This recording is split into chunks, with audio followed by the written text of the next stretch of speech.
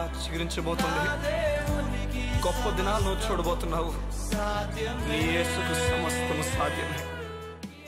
Good morning దేవుని ప్రియ కుమారుడు, good morning దేవుని ప్రియ కుమార్తె, special good morning to you. సగమా కీర్తనలో 29వ అధ్యాయంలో ఈ విధంగా ఉంది, యెహోవా స్వరము. యెహోవా స్వరము అరణ్యమును కదిలించేస్తుందట. ఈరోజు ఏ విషయాలు నీ జీవితంలో కదలాలి చెప్పు? అరణ్యాన్ని కదిలిస్తే దాని అర్థం ఏంటి చెప్పనా? దేవుడు ఏం చెప్తారంటే, అరణ్యంలో నేను కదిలిస్తే అది చలియరుగా మారిపోతుంది అంతే. అరణ్యము దేనికి పనికి రాకుండా అయిపోవచ్చేమో కానీ అలాంటి స్థలమును నేను కదిలించి నీటి ఓటల అక్కడి నుంచి నేను పుట్టించగలను దేవుడు చెప్తున్నాడు. దేవుని ఆలోచన నీ పట్ల ఈరోజు ఉన్నతంగా ఉంది. నీ తలంపులు ఈ లోకపు పరంగా వెళ్ళిపోతున్నాయేమో, ఈ లోకము ఆలోచిస్తున్నవన్నీ నీ పైన అప్లై అయిపోయామో, లేకపోతే నువ్వు కూర్చొని ఆలోచించిన విషయాలు నీ పైన అప్లై అయిపోయి బాధపడిపోతున్నావేమో, ఈరోజు అస్తమానం కృంగిపోతున్నావేమో, దేనికి అలసిపోతున్నావు నువ్వు, ఏ విషయం నీ హృదయానికి బాధ కలుగు చేస్తుంది. ఈరోజు దేవుడు అంటాడు, నేను కదిలిస్తాను ఆ విషయాల్ని, కృంగిపోక నేను కదిలిస్తాను. ఒకరోజు యేసు దగ్గరికి ఒక తండ్రి తన కుమారుని తీసుకొస్తాడు. అయ్యా, ఈ విషయంలో కదిలించేస్తుంది, నా కుమారుడు తరచుగా అగ్నిలో నీటిలోనూ పడిపోతున్నాడు, కారణం చూస్తే దయ్యం పట్టేసి పడిపోతున్నాడు, వీడి కష్టం నుంచి విడిపించబడాలని ఆశ కలిగిన అయ్యా, నాకు విశ్వాసం లేదు, విశ్వసించినట్లుగా నాకు సహాయం చెయ్యు.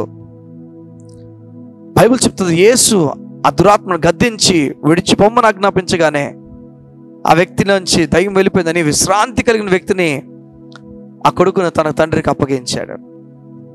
కదిలించాడు యేసయ్య, విషయాలు కదిలించగలడు.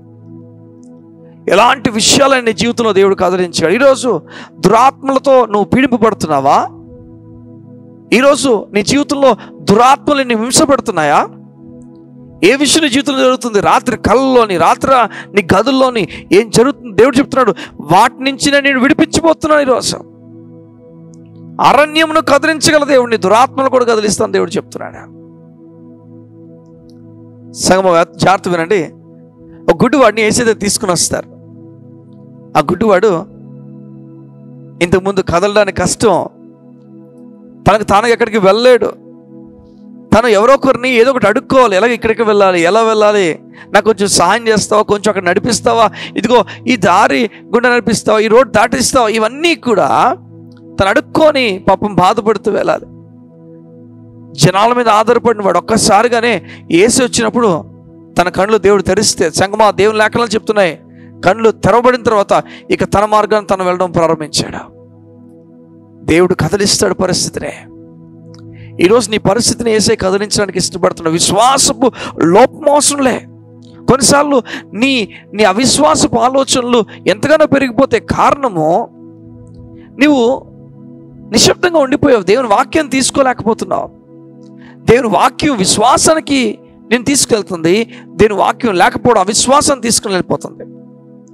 నీ కుటుంబంలో జరుగుతున్న విషయాలు ఈరోజు పైకి వెళ్ళిపోయి వాటి వల్ల నువ్వు ఇబ్బంది పడిపోతున్నావు. అవి నువ్వు జయించాలి. నీ ఉద్యోగ విషయం జయించాలి, నీ ఆర్థిక విషయం జయించాలి. ఈరోజు అవన్నీ అలాగనే ఉన్నప్పటికీ నీవు నిలకడగా నిలబడి చెప్పాలి, అయ్యా నువ్వు గొప్ప కార్యం జరిగించబోతున్నావు, నీ కార్యం నేను చూడబోతున్నా ధైర్యంతో మనం మాట్లాడాలి. ఈ ధైర్యము ఈరోజు పుట్టునుగాక. యెహోవా స్వరము ఎడారిని కదిలించేస్తుంది. నీ పరిస్థితిని దేవుడు కదిలించునుగాక. ఇజ్రాయేలు ఎర్ర సముద్రము ముందు వచ్చి నిలబడిపోయారు. దేవుడు కదిలించలేదా?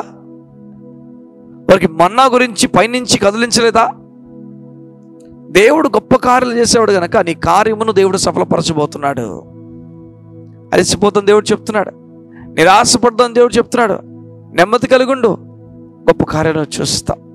ఈరోజు యెహోవా స్వరము కదిలించబోతుంది నీ పరిస్థితిని దేవుడు కదిలించబోతున్నాడు. సంగమా కళ్ళు మూసుకున్నట్టయితే నేను ప్రార్థన చేస్తాను. దేవుడు నీ పరిస్థితిని కదిలిస్తున్నాడు. యోధ్యాన మా ప్రియ పరలోకపు తండ్రి, నీ బిడ్డలు ఎలాంటి పరిస్థితి గుండా వెళ్తున్నారో నాకు తెలియదు. ఆ విషయం యేసు నామములో కదిలిపోను గాక. నిరీక్షణ లేని వ్యక్తుల వలె కాకుండా వీరు నిరీక్షణ కలిగి మాట్లాడే వ్యక్తులుగా చేయండి. నీకు స్తోత్రాలు. నీ బలమైన కార్యమును నీ బిడ్డలు జరిగించండి. యేసు నామమున ఇప్పుడే ఆగిపోయిన ప్రతి ద్వారం తెరవబడును గాక.